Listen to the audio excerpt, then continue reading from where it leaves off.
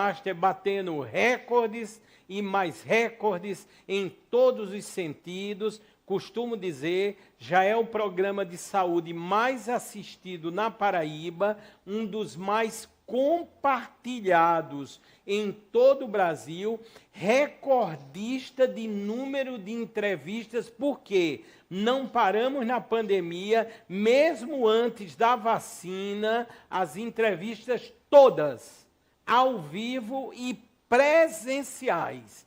Enquanto as pessoas precisaram, naquela época, estarem em casa, nós estávamos aqui justamente com um único intuito: salvar vidas. Eu tenho algumas imagens iniciais, agradecendo mais uma vez ao Alisson, ao Daniel, ao Rafael, ao Gessé, a produção da Verônica Amorim. É lógico, eu sou encantado com a tecnologia. E agora a inteligência artificial é uma verdadeira loucura boa no sentido amplo da palavra. Quem não se aliar, atenção no que eu vou dizer, em qualquer segmento, a inteligência artificial vai ficar para o passado na eternidade. Podem ter certeza absoluta. Coloquei uma foto aí, né? Lógico, é como se desse aquela intenção. O computador me busca e eu não paro de estar diante das telas e também usando a inteligência artificial. Só ontem, no mundo, foram criados 262 programas de inteligência artificial. Já vão em quase 3.000. Tanto agora, se, por exemplo, você quer fazer uma planta de uma casa, você dá um clique, em 10 segundos aparece. Você quer construir um site, existem os programas com inteligência artificial, você dá um clique, aparece o site. E por aí vai.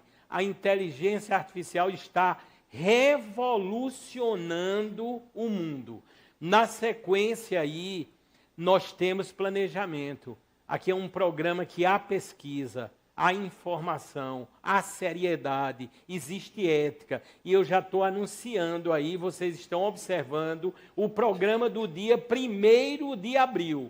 Dizem que é o dia da mentira, mas é verdade. Teremos programa aqui ao vivo. A doutora Flávia Medeiros, que é nutricionista, vocês vão ver um trabalho excepcional, e também a presença da doutora Cláudia Suênia, que aí aparece, atenção, ela é neuropediatra. São grandes nomes, olhem mesmo, da nutrição e na área da neuro, obviamente, ligado com as crianças do nosso Brasil. Tanto dia 1º de abril, vocês já podem começar a perguntar, interagir, vibrar e principalmente assistir. Não sei se tem mais alguma foto aí na sequência. Isso aí é uma foto, né, exaltando. Está aí, ó. Vamos ser submetidos no fim do ano a um recorde mundial, porque completarei, se Deus quiser, com a junção do podcast Mais Vida, em cima do meu projeto Nós Salvamos Vidas, e o Saúde Master, eu terei entrevistado em dezembro mais de 600 médicos. Tanto será um recorde mundial, porque aqui é ao vivo e é presencial e estará no Guinness Book. Vamos começar o segundo bloco. Eu já tenho ao meu lado, é uma amiga, uma grande endocrinologista, a doutora Nara Crispim. Doutora, muito obrigado. Olá, Fábio. É um prazer estar aqui novamente, né? Bom dia a todos os telespectadores. E, como sempre, você é uma pessoa muito gentil e eu agradeço em contribuir para um programa tão educativo como o seu. Doutora, eu sou um admirador, eu acompanho a doutora, aí quando eu estou essa semana, né, eu fico pesquisando, eu durmo muito tarde, não tem essa não. Eu sei que a esposa, a produtora Verônica Amorim fica aqui: Fábio, vem para a cama, Fábio, vai dormir, Fábio, no outro dia tu tem que visitar cliente. mas termina que a empolgação e a vontade, principalmente, de melhorar a cada dia, faz com que isso venha a ser realmente prazeroso. Aí, quando eu estava verificando essa semana, um trabalho da doutora Nara, que está a meu lado, é selecionado para o maior congresso de obesidade do mundo na Irlanda. Doutora, a senhora é internacional. Eu fico feliz, né, em o trabalho ter sido aceito, até porque são dados do meu doutorado, e aí é importante compartilhar, né, com todos. Importante, né, doutora? Aí é lógico, né? A senhora, dentro do doutorado, foi especificamente na linha da obesidade. Qual foi a tese, assim, só por curiosidade geral? No hospital universitário, eu trabalho com obesidade grave, né? Então, aquele paciente que tem indicação de cirurgia bariátrica. Então, meu mestrado e meu doutorado envolveu esses pacientes. Antes do paciente realizar a cirurgia bariátrica, ele é todo estratificado do ponto de vista metabólico, né, e cardiovascular. Ou seja, a gente procura diabetes, procura hipertensão, dislipidemia. Entretanto, a parte muscular é deixada de lado. Então, meu trabalho foi avaliar se aquele paciente que tinha uma baixa massa muscular ou uma baixa força muscular antes da cirurgia bariátrica, se isso iria repercutir ao longo do segmento de um ano nos parâmetros como metabólicos ou ósseos, né, de citometria óssea, inflamatórios e também cardiovascular. Então, um dos principais achados foi que mesmo um paciente sendo jovem, em torno de 40 anos de idade, que era a minha amostra, né, a gente só avaliou mulheres, a gente encontrou que uma baixa massa muscular ou uma baixa força muscular estava associada a uma perda de massa óssea no primeiro ano de segmento. Isso é importante porque a gente não tem uma diretriz que recomende de imediato a avaliação da massa óssea e a gente também só investiga osteoporose, a perda de massa óssea numa mulher após os 65 anos de idade ou homem após 70 anos de idade, né? A não ser que tenha fator secundário para isso. Aí é bom frisar, até ressaltei no primeiro bloco, atenção, 60% em média da população mundial ou está obesa ou com sobrepeso. A doutora Nara Crispim, premiada, além de endocrinologista, também é nutróloga, né, doutora? Sou sim. Doutora, a senhora estuda, investiga, pesquisa, é professora também? Sou também professora. É professora, é um negócio incrível, doutora. E o tempo, doutora?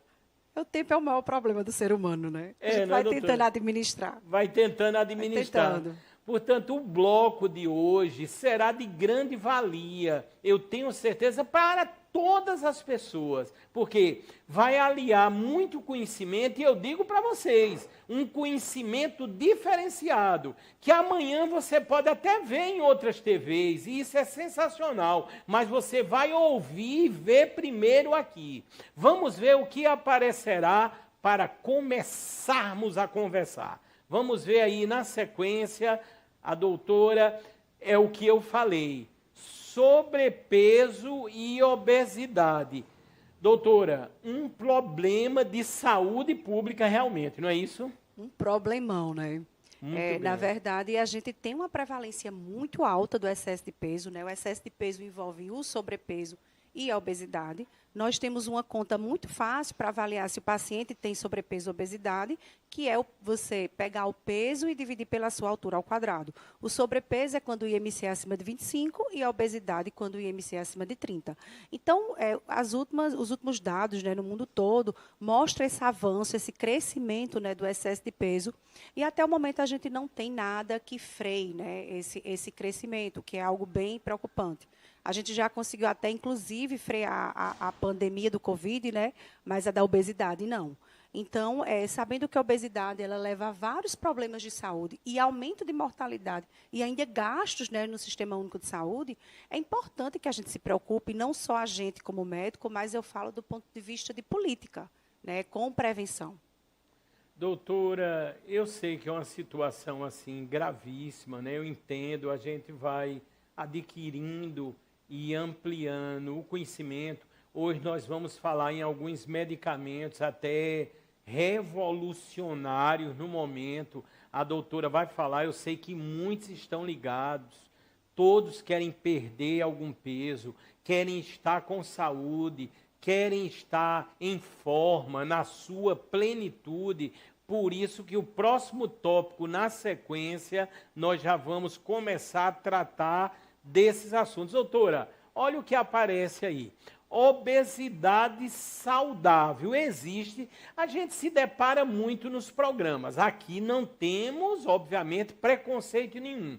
Nós nos deparamos, às vezes, com pessoas, vamos dizer assim, mais cheinhas, com uns quilos a mais, mas dizem, eu estou me sentindo muito bem, ótimo, estou me sentindo linda e assim vou ficar, fiz meus exames, está tudo em ordem.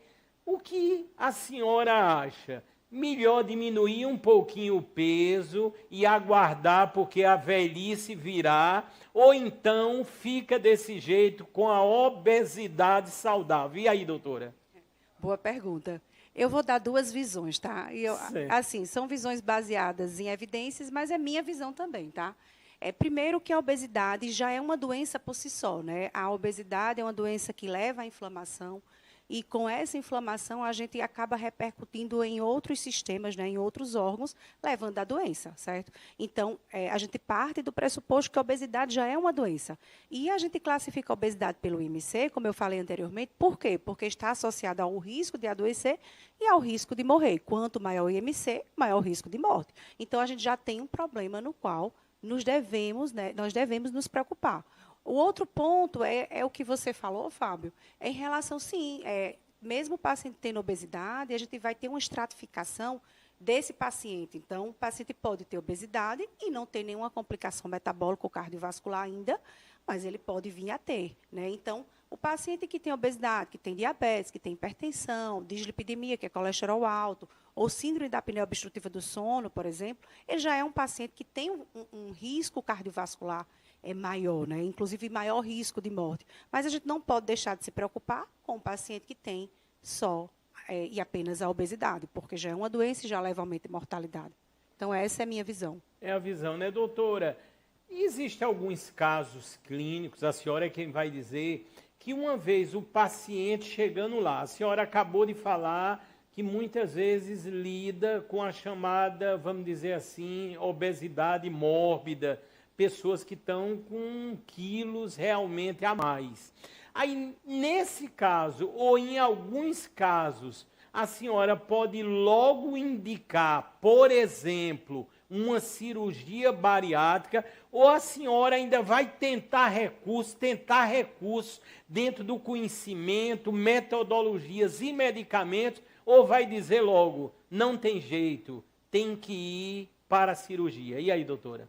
Então, depende do caso, né? Mas se a gente considerar que há um atraso importante no paciente que tem obesidade em procurar o médico para tratar a obesidade, a gente tem dados que os pacientes só começam a procurar ajuda médica a partir dos 33 anos de idade.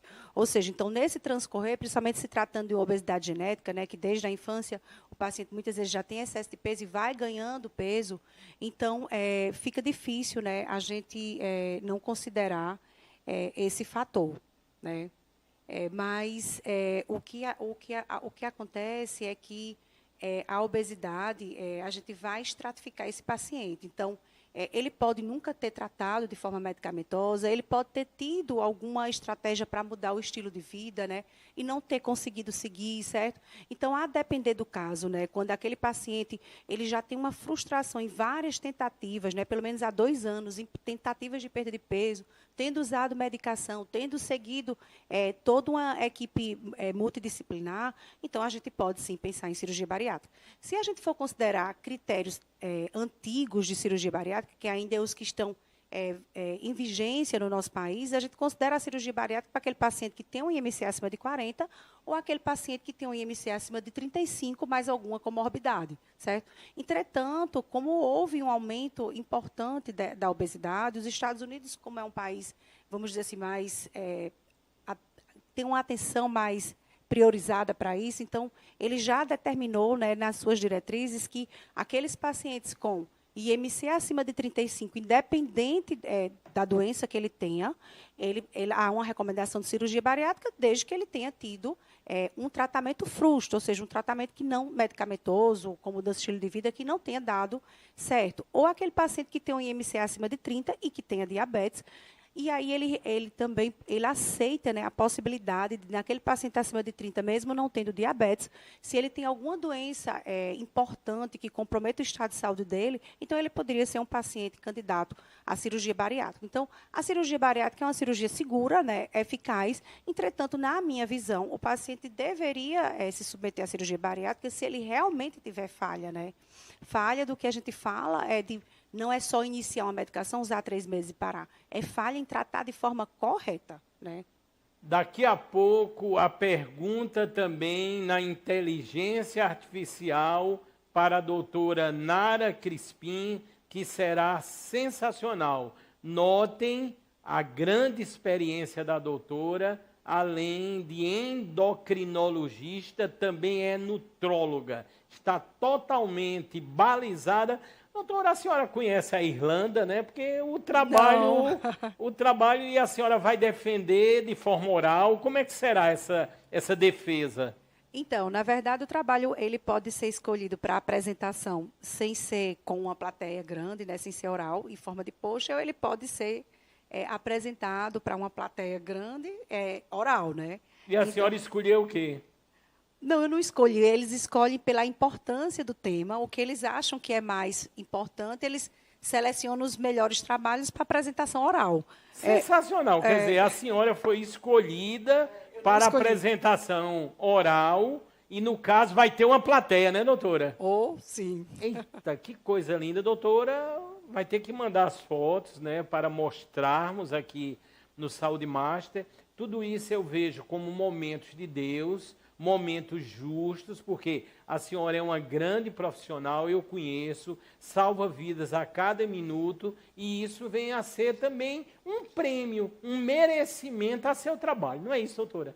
Eu fico grata por poder participar, né? Eu acho que a gente aqui, né, nordestino, né? Aqui numa cidade que às vezes a gente não tem os recursos para pesquisa. Às vezes não, na maioria das vezes. Na maioria das vezes, doutora. Então, que a gente tem que se empenhar, né? Até muitas vezes do nosso próprio bolso para poder fazer pesquisa.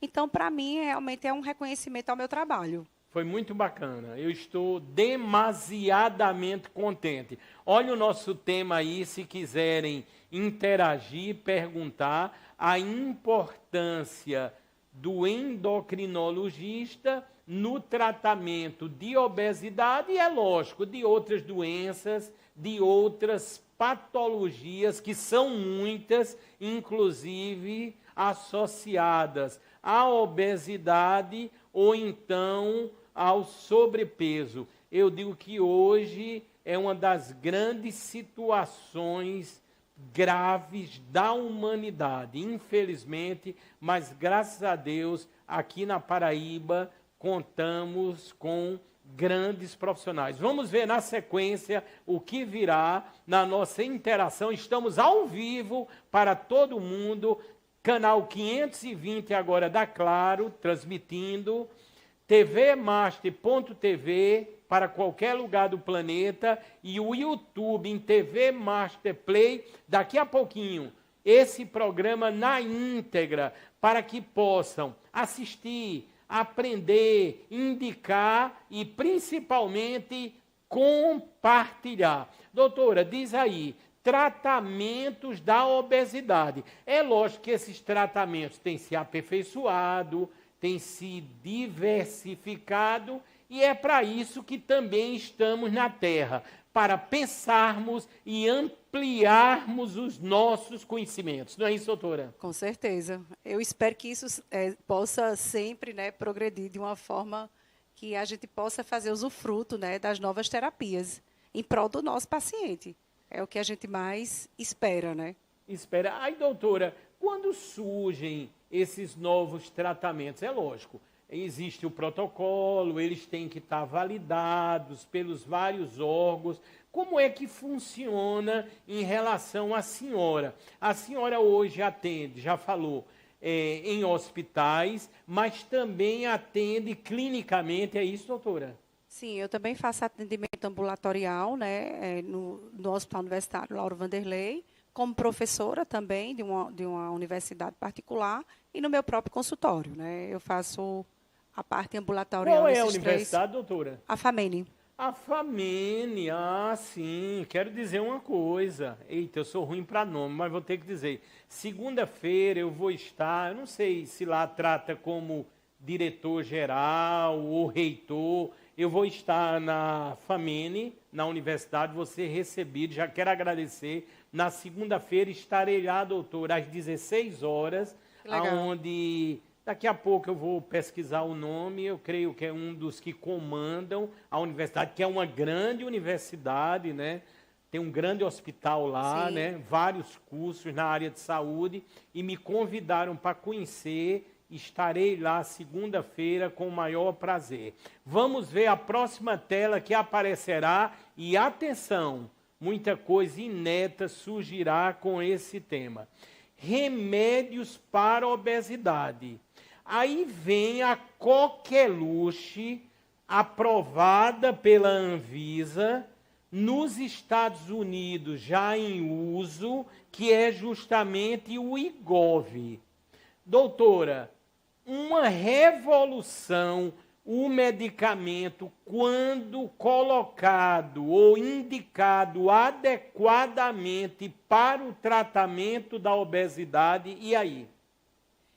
Assim, o Wegovy, né, que é a substância semaglutida, é um tratamento realmente, a gente pode falar que é revolucionário, né? Revolucionário, né, É doutora? revolucionário. Mas, assim, antes até de falar sobre o Wegovy, eu queria tocar em dois pontos que eu acho extremamente importantes, né? Um é que só 30% a 40% da população sabe que tem obesidade.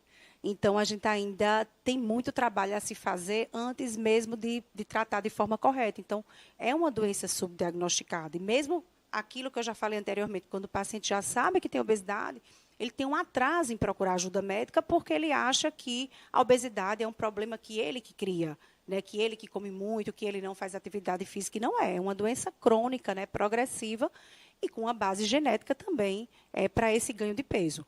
O outro ponto, Fábio, que eu acho importante é saber que dos pacientes que têm obesidade, só 20% vão ser tratados de alguma forma com evidência científica, posso dizer assim, tá? Por exemplo, ou mudança do estilo de vida com atividade física, com restrição calórica, acompanhamento nutricional, ou até mesmo apoio psicológico ou medicação. Desses 20% que são tratados, apenas vamos botar mais ou menos 1,6 recebem terapia medicamentosa para a obesidade. Então, você vê como é uma doença ainda subtratada. Então, isso é muito importante, né? Então, falar de uma medicação que ela realmente ajuda ao nosso paciente que tem obesidade é importante. O Wegovy, a semaglutida, foi uma medicação testada primeiro para o diabetes, né? Ela teve a eficácia que ela se propôs, né?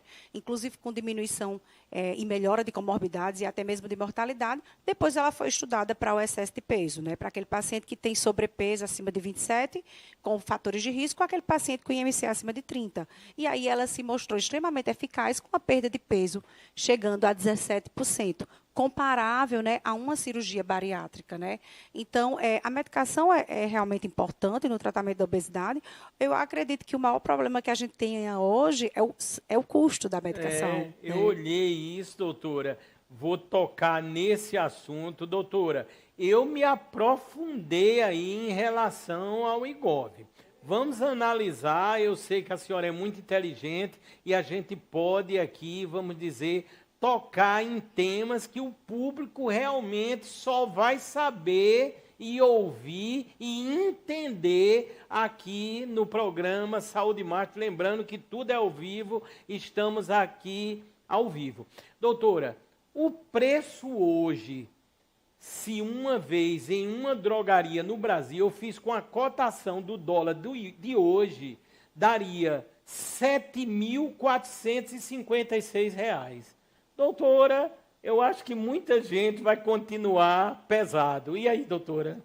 Então, na verdade, a gente tem o Ozempic, né? Eu vou falar assim, já que a gente está falando nome comercial, né? Lógico, O lógico. Ozempic, ele vai, que foi feito para o diabetes, né? E ele só vai até a dose de 1 miligrama. Então, normalmente 1 miligrama, ele fica na faixa dos R$ 900. Verdade. Esse preço que você está colocando é o dos Estados Unidos. Dos Estados Unidos. Então, se a gente também for comparar o preço do Ozempic nos Estados Unidos para cá, vai ser mais caro também, tá? Vai ser mais caro, verdade, doutora. Assim, o que se espera é que essa medicação chegue na metade do ano, mas o que a indústria vem passando para a gente é que não vai ser um preço exorbitante desse, não, tá? Então, o Wegovy vai ter dosagens maiores do que o Ozempic, entretanto, não vai ser um preço exorbitante como esse. Talvez, né? Apesar que vai depender da dosagem. Viu, doutor? A sede dos governantes aí em arrecadar impostos é uma coisa, eu já fico com medo aí, é um preço muito alto. Eu sei que a eficácia que está sendo comprovada, eu vi relatos de pessoas que conseguiram perder de início 22% do peso. Quer dizer, ele se mostra muito eficiente. Sei que algumas pessoas vão fazer todo o esforço do mundo para comprar, alguns outros poucos vão poder comprar, em algumas pessoas servirá e outras vão muito ter náuseas, viu, doutora? Porque Sim. Eu me lembro, eu já usei, né, no passado as conhecidas canetas, né, como estamos a citar, e não me dei muito bem, ou seja, nós sabemos das contraindicações que tem em todo medicamento e é uma questão muito da pessoa se adequar também a esse tipo de droga. Outra coisa que eu notei, a senhora vai falar agora como estudiosa, que é a dosagem aí é bem maior, é de 2,4 miligramas, não é isso, doutora? Isso, Fábio. Vamos falar aqui em 2 pontos, certo? Já que você falou do custo, de uma forma bem prática. Certo. Se o de 1 miligrama hoje, que é o Ozempic, custa R$ 900, se eu dobrar a dose para chegar em 2 miligramas, eu vou gastar R$ 1.800. Certo. Então, e se eu colocar uma terceira aplicação para dar 2,4, que eu vou falar dessas dosagens, você vai dar em torno aí um gasto de R$ 2.000 e tantos. Então, esses R$ 7.000 não vai existir. Porque senão, porque a gente já tem a prática, né, com o uso do Ozempic. Né? Acaba que a gente ainda, enquanto o Wegovy não chega, a gente ajusta a dose, né? No estudo, né, essa dose ela foi progredida mensal, e aí o Wegovy, a diferença dele para o Ozempic é que o Ozempic só vai até 1 miligrama e o Wegovy vai ter uma dosagem de 1,7 e 2,4. Então, essa perda de peso que a gente se refere em torno de 17% foi com a dose de 2,4. Mas a gente deve lembrar, né, que em estudo tudo é muito controlado, então não há individualização. O que eu faço para um paciente, eu tenho que fazer para todos. Então, eu não vou dar minha opinião como médica. Então, eu só vou seguir um protocolo do estudo. Então, na prática clínica, a gente acaba alertando o paciente, né, pegando no pé mesmo, a respeito das outras mudanças que ele precisa ter, né? Inclusive na alimentação, na atividade física, no sono, ou seja, outros parâmetros, né, até de qualidade de vida. Então, é muito importante que você saiba usar a medicação. Como assim? Você vai usar a medicação em prol daquele paciente para que ele se modifique. E aí, essa intolerância que o Wegovy ou que o Ozempic dá, né, de náusea, empachamento, ou diarreia, ou do abdominal, ela é transitória, né? Muitas vezes o paciente ele começa uma medicação sozinho, às vezes sem indicação médica, né, ou sem acompanhamento médico. E aí tem várias orientações que a gente faz para o paciente tolerar a medicação, né? Uma delas é você evitar a gordura, porque a gordura lentifica o peristaltismo, que é isso. Você come e há uma onda contrátil para que a comida desça, certo? A gente chama isso de peristaltismo. Então, a medicação promove uma diminuição dessa contração para que a comida desça. A gordura também promove isso. E o álcool. Então, o paciente começa a usar, mas ele não vai modificando a oferta calórica, né, a quantidade de alimentação que ele vem tendo. Então, é muito mais provável que esse paciente vá ter intolerância. Então, por isso, da necessidade do acompanhamento médico, né? E aí, a outra coisa um paciente que precisa é bem diferente daquele paciente que não precisa. Existem pessoas, por exemplo, eu posso me considerar uma pessoa magra, né? Mas se você perguntar, você quer ficar mais magro um pouco? Às vezes a gente diz que quer. Não, eu não estou no meu peso adequado. É aquela necessidade social que todos buscam em emagrecer. Emagrecer até de uma forma mais específica, com perda de gordura e ganho de massa muscular. É diferente do paciente com obesidade. Então, aquele paciente que precisa ser tratado, ele vai tolerar, né? Ele vai tolerar porque ele sabe que vai ter um benefício muito maior. Aquele que não precisa, ele vai iniciar e vai parar logo quando tiver efeito colateral. Mas o efeito colateral é um efeito muito tranquilo da gente ir ajustando, entendeu? Doutora Nara Crispim, eu vou fazer uma linha de raciocínio dentro do que a senhora falou. 2,4 miligramas seria, no caso aí, a dosagem semanal. Semanal, ele é uso semanal. Aí quer dizer, a canetinha, se eu tiver errado, me corrija, viu, doutora? A canetinha, ela viria ou virá, quando liberar o novo medicamento, com a dosagem de 1 mês. Ou seja, a pessoa vai aplicar durante 4 semanas, dose de 2,4 miligramas por semana. É isso, doutora? Então, assim, eu não posso passar uma informação totalmente verdadeira, porque nem a indústria não sabe ainda como vai chegar no Brasil. Mas o que se presume é que ela vai vir uma caneta de 1,7, que dará 4 doses, né, para o mês, e uma outra caneta com 2,4, que também dará 4 doses para o mês, né? Uma dose por semana, entendeu? Certo. Aí vem outra pergunta agora. Inclusive, essa foto aí, Alisson, é da própria canetazinha, né? Do Igov, tá aí. Doutora, se eu pegar o Ozempic agora, quando eu digo se eu pegar com orientação médica, se eu pegar o Ozempic e for indicado para eu tomar 2,4, eu ali vou ter o mesmo efeito desse novo medicamento ou eles colocaram alguma coisa diferente aí dentro? E aí, doutora? Não colocaram nada diferente, Nada. é a mesma molécula. Pois, doutora, peraí. Quer dizer, se eu tenho o Ozempic, que hoje a pessoa compra, eu acho que está errado, mas compra sem nenhuma prescrição médica, se quiser, né? Compra até de dentro do carro, que tem farmácia aí, né? Que atende até dentro do carro. Eu aplicando 2,4 de uma só vez durante uma semana, é como se eu estivesse usando esse novo medicamento. Teoricamente, isso. Totalmente isso, não tem diferença alguma. A diferença é que você agora vai ter o maior trabalho de levar 3 furadas para poder chegar em 2,4. E o 0,4 miligramas você não tem lá medido, né? Você vai tentar imitar, né, essa dosagem de 0,4. Mas é a mesma coisa, não muda nada. É a mesma coisa. Doutora, vem agora, nesse contexto, a pergunta da inteligência artificial. Doutora, está preparada? Mais ou menos. Doutora, não tô muito por dentro ver. Esse binho aqui, ele é fogo, viu? Doutora, o raciocínio é o seguinte. Será que através do DNA já não descobriram a cura para a obesidade e as indústrias aí farmacêuticas não deixam divulgar porque muitos bilhões querem ganhar? E aí, doutora? Não descobriram. Doutora, será, doutora? Não descobriram Porque ainda. eles mantêm muita coisa sob segredo. O dinheiro mas faz muita coisa, viu, doutora? Mas assim, isso é o campo comercial, né? Então a gente adentra em outro campo de pesquisa, né? Com pessoas extremamente sérias, de serviços renomados no mundo todo. E quando a gente vai para esses congressos, você tem vários estudos novos, né? De moléculas novas, primeiro com ratos até chegar no ser humano. Então, infelizmente, a gente ainda não tem a cura da obesidade. Quer dizer, obesidade, a gente não pode prever o futuro, né? O futuro é reservado a Deus, mas, de qualquer maneira, nesse momento está decretado, a obesidade não tem cura, né, doutora? Não, eu espero que um dia, né, eu viva para ver isso, mas até o momento a gente não tem a cura da obesidade. Não tem cura, portanto, eu vou até tirar os olhinhos aqui dele, porque ele ficou triste, doutor, ele não está querendo nem ver, a senhora falou, mas vamos sempre acreditar, né? Vamos acreditar que um dia, né, as pesquisas evoluem. Eu li muito, doutora, sobre o DNA. Assim, as pesquisas estão muito avançadas, porque eles notaram uma diferenciação no DNA daquelas pessoas que têm uma maior facilidade em engordar.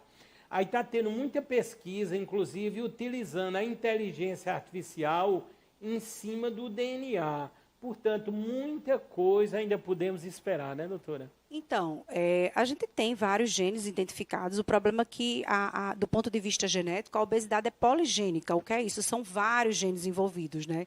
E a gente tem outro ponto também, que é a epigenética, que é a mudança na expressão do gene. Muitas vezes a partir de fatores ambientais, né? Como o caso de uma mulher que está gestante, desenvolve um diabetes gestacional, e isso facilita com que o filho que ela esteja esperando possa ter obesidade na vida adulta. O que a gente sabe do ponto de vista prático é que você pode tentar melhorar a epigenética, né? Ou seja, com mudança do estilo de vida, né? Praticando atividade física, com dieta mais adequada e fazendo prevenção. Eu acho que esse é o maior ponto. Doutora, na sequência aí, é lógico, já falamos, mas são muitos os medicamentos a título da obesidade ou os afins para tratamento do sobrepeso e por aí vai. E essa tela diz exatamente medicamentos, efeitos colaterais. Doutora, eu sei que isso é muito variável, vai depender de cada estrutura, de cada pessoa, mas a gente escuta muito hoje, no caso das canetas, né, dos medicamentos que promovem, né, um maior emagrecimento, as pessoas dizem, eu estou sentindo isso, eu estou sentindo aquilo, meu cabelo está caindo um pouco, mas para emagrecer vale tudo. E aí, doutora? Então, eu acho que é importante frisar, né, que há também um preconceito no tratamento da obesidade, muito grande, né? Tanto que a gente pode exemplificar isso na prática.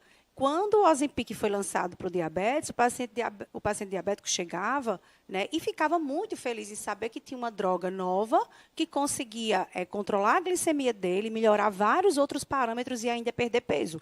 E ele usava e não teve, né, todo esse, vamos dizer assim, de uma forma bem honesta, esse sensacionalismo em cima do Ozempic. Quando passou, né, o Wegovy foi aprovado para obesidade, então ele sofreu muitas críticas, né?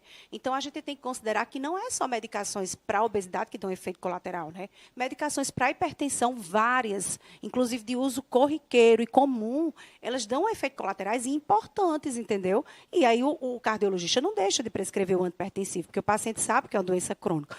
Da mesma forma, o paciente que vai usar alguma medicação para obesidade, a maioria dos pacientes não vão ter efeito colateral algum, né? Então, essa questão de efeito colateral é individual, né? Existe e a gente consegue administrar isso. O que não pode é deixar de utilizar uma medicação quando bem indicada, para o tratamento de qualquer doença, porque existe algum efeito colateral que é transitório. A gente só não pode usar uma medicação se for um efeito colateral grave, né? Que impeça a continuação do uso. Fora isso, não tem problema algum.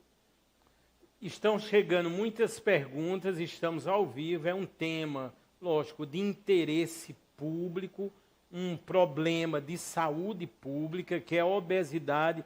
Doutora, está fazendo uma pergunta, eu vou ter que usar aqui os meus óculos novos, né? Estou precisando, viu, doutora?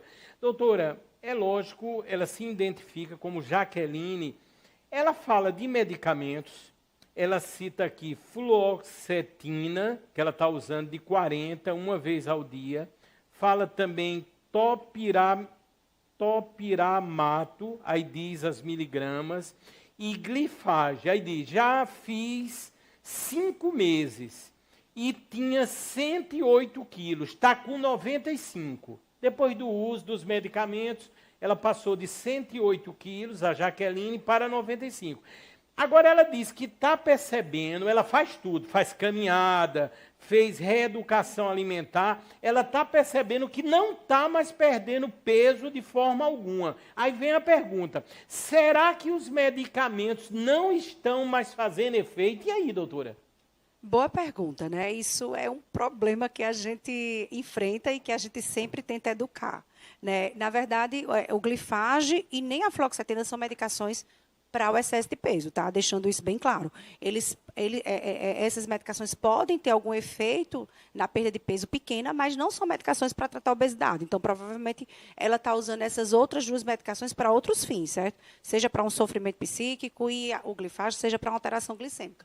Do ponto de vista do AMAT, é a medicação off-label, né? A gente não tem aprovação em bula pela Anvisa do uso do topiramato. Entretanto, a gente tem evidência científica do uso do topiramato, né? Até porque a gente tem vários estudos com essa molécula e ela já é utilizada há muitos anos nos Estados Unidos com o nome de Qsymia. Então, é uma boa medicação para tratar a obesidade, também pode ter efeitos colaterais, por isso que a gente tem um início progressivo, né? A gente não sabe a dose que ela está usando, mas às vezes precisa reajustar a dose, né?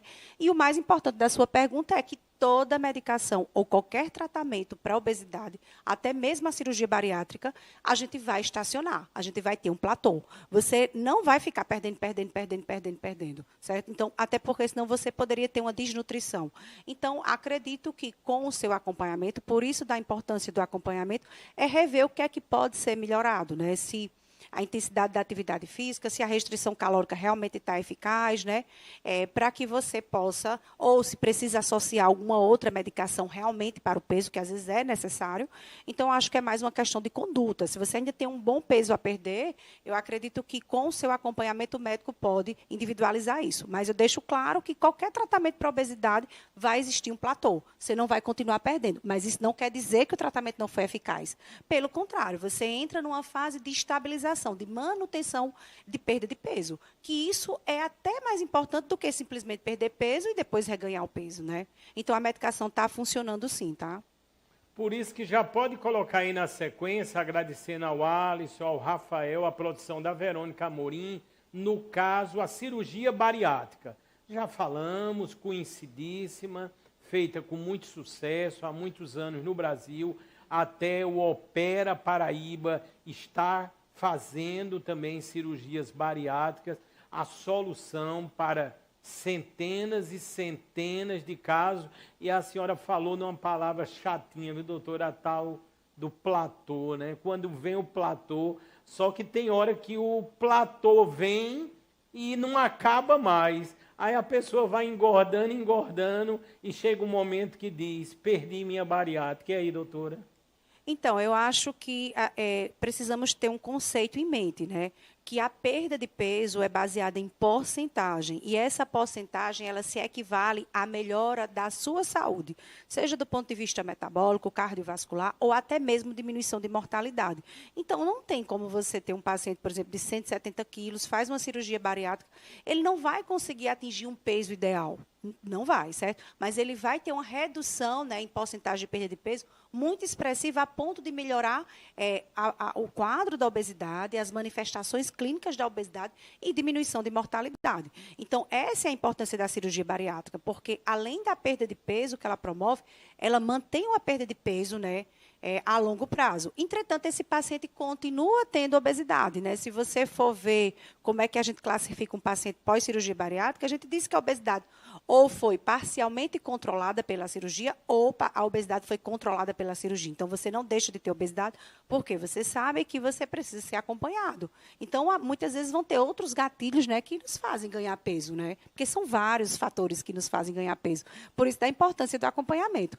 Mas a gente tem que entender que se ficar focando numa perda de peso irreal, tentar alcançar um IMC ideal, a chance de você colocar tudo por água abaixo e não trabalhar na sua cabeça a manutenção dessa perda de peso é muito grande. É por isso que agora a gente vai falar de qualidade, bem-estar, saúde, união, porque eu me refiro a São Brás. São Brás está completando 72 anos levando saúde em mais de 200 produtos. É isso mesmo, senhores e senhoras.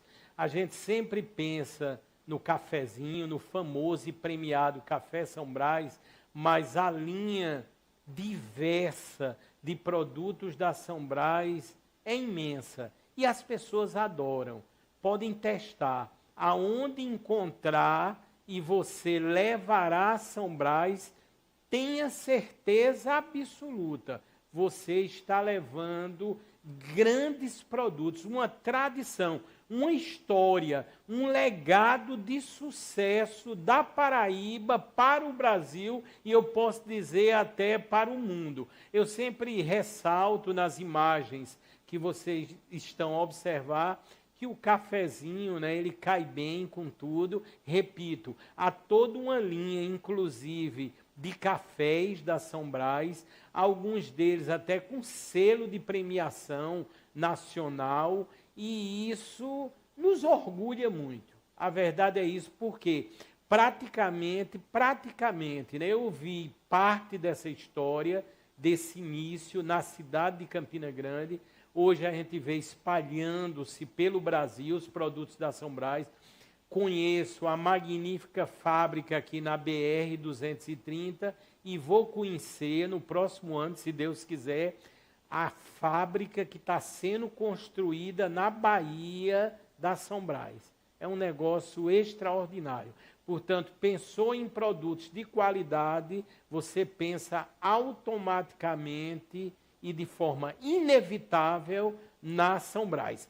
Estamos quase no final do programa Saúde Master de hoje, nesse segundo bloco ao vivo, agradecendo a enorme audiência, entrevistando aqui a endocrinologista, a minha amiga, a doutora Nara Crispim. Vamos ver o próximo tópico que aparecerá para que possamos conversar e principalmente aprender. Vamos ver aí o que virá na sequência. Tratamento de diabetes. Doutora, eu obviamente sou um diabético, né? Apenas tenho as minhas taxas controladas, mas já tive situações assim que eu posso dizer, pelo amor de Deus, tenho que orar, porque nunca me esqueço, isso que eu vou falar 16, 17 anos atrás, chegou um momento, doutora, que eu fui medir, deu 420 a minha glicemia, 420. Aí depois, no ato normal, né, de você ir no banheiro ali e urinar, aí quando eu olhei no outro dia, eu olhei assim para os pingozinhos da urina, as formigas invadiram. Aí eu disse, vou morrer. Aí saí procurando os médicos, terminou que o doutor Pachu me operou, muito obrigado, e toda a equipe, doutor Leandro, né, as nutricionistas, toda a equipe multidisciplinar, e eu estou aqui, graças a Deus, apresentando o Saúde Master. E aí, doutora?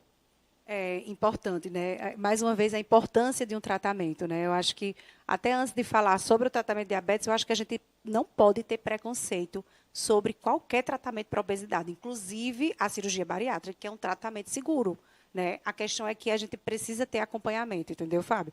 Do ponto de vista do diabetes, hoje a visão da gente não é em foco só no diabetes. Por exemplo, você é Fábio, que é portador de diabetes. Então, Fábio tem várias outras coisas, várias outras, vamos dizer, comorbidades, talvez, que possam ser trabalhadas, e uma delas é o excesso de peso. Então, o diabetes tipo 2, 80% dos pacientes vão ter excesso de peso. Então, hoje a visão não é minha, não é uma visão nem só do Brasil, mas uma visão mundial, é uma visão adipocêntrica. O que é isso? É você focar no excesso de peso também. Então, por isso da importância de você tratar o peso, por quê? Porque quando a gente vê redução em porcentagem de perda de peso, a gente é capaz de prevenir, né, a evolução, por exemplo, de um pré-diabetes para o diabetes, a gente é capaz de fazer remissão até mesmo de um diabetes, né, contanto que também seja um paciente com diabetes, né, de forma inicial. Então, existe ainda um problemão em se diagnosticar precocemente, né, por isso da importância para poder você poupar a célula beta. O que é isso? Você deixar seu pâncreas, né, com as células vivas por muito mais tempo, para que não ocorra esse tipo de evento que ocorreu com você, né? Às vezes você tem uma hiperglicemia não por urgência, mas porque você talvez não esteja bem acompanhado, não esteja bem medicado. Então, o diabetes, né, na verdade, ele precisa ser bem medicado desde o início do diagnóstico, e o paciente precisa de acompanhamento porque também é uma doença progressiva. Então, às vezes, mesmo aquele paciente que vinha bem controlado, ele pode, ao longo de algum tempo, se descontrolar, né, e a gente precisa, às vezes, aumentar, né, a quantidade de medicações, para que esse paciente não complique, né? E eu quero avisar, eu não vou poder dizer o nome agora, vou me reservar a não dizer o nome, no programa Saúde Master. Podem olhar aí, que deve cair num sábado, se eu não me engano, posso estar enganado, dia 15 de março, eu vou ter um médico aqui que é um dos maiores especialistas do Brasil na medicina integrativa. Inclusive, eu já posso dizer para vocês que ele tem milhões de seguidores. É uma personalidade também, vai estar no Saúde Master aqui, do dia 15 de março. Já estou tratando a pauta com a assessoria dele. É uma coisa assim absurda. Não vou dizer realmente o nome agora por alguns fatores, mas já estou garantindo a vocês que é um médico extraordinário. Eu acho que você nunca viu e nunca vai observar ele numa entrevista como a que vamos ter aqui, com a profundidade, com a pesquisa, com a investigação. Ele tem milhares de seguidores. Repito, do dia 15 de março, Saúde Master ao vivo aqui a meu lado. Doutora, vamos ver o próximo tema e o último. E, lógico, eu sou um apaixonado, né, a medicina do futuro, e eu quero saber a opinião da senhora, como a senhora está vendo esses avanços. É lógico, já existia há um certo tempo, mas agora explodiu a inteligência artificial em todos os setores e segmentos. Na medicina, com uma grandiosidade incrível. O que está se conseguindo, o que os médicos estão a utilizar e a facilitar. As pessoas, doutora, têm muito me perguntado, Fábio, e agora?